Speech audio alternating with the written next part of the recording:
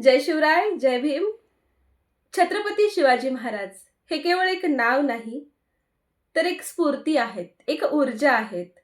ज्या काळी महाराष्ट्रावर अनेक परकीय सत्तांचे सावट होते आणि रयत अन्यायाने गांजली होती, त्या काळी शिवनेरीच्या कड्याकपारातून एक तेजस्वी सूर्य जन्माला आला आणि कित्येक वर्ष काळोखात चाचपडणाऱ्या महाराष्ट्राच्या माथ्यावर सोनेरी सूर्याची तेजस्वी किरणच पसरू लागली. मा जिजाऊंच्या संस्कारातून आणि शहाजीराजांच्या प्रेरणेने बालशिवबा घडू लागले.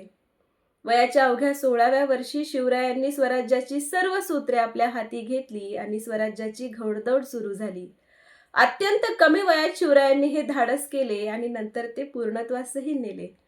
शिवरायांच्या पूर्वी अनेक राजे होऊन गेले, शिवरायांनंतरही अनेक राजे उदयास आले, परंतु सर्वात आदर्श राजा म्हणून ओळखतात तर ते फक्त छत्रपती शिवाजी महाराजांनाच.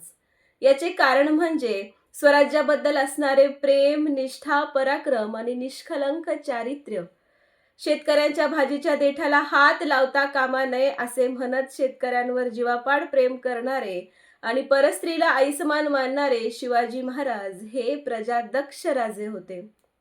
शिवाजी महाराज आपल्या मावळ्यांसोबत नेहमी प्रेमाने वागत. ते ऊन, वारा, पाऊस याची तमा न बाळगता घरदार विसरून आपल्या मावळ्यांसोबत स्वराज्यासाठी रात्रंदिवस झटत असत.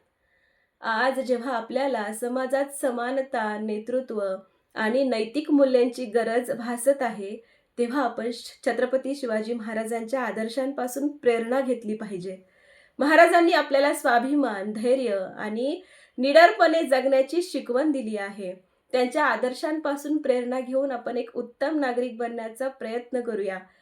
छत्रपती शिवाजी महाराजांसाठी शेवटी एवढंच म्हणेन की शिवाजी महाराज म्हणजे एक नाव नाही, तर विचार आहे, जागृत राहणारा महाराष्ट्र आहे आणि आमचा खरा अभिमान आहे. आज त्यांच्या जयंती दिनी त्यांना त्रिवार मानाचा मुजरा आणि तुम्हा सर्वांना शिवजयंतीच्या खूप खूप शुभेच्छा. धन्यवाद.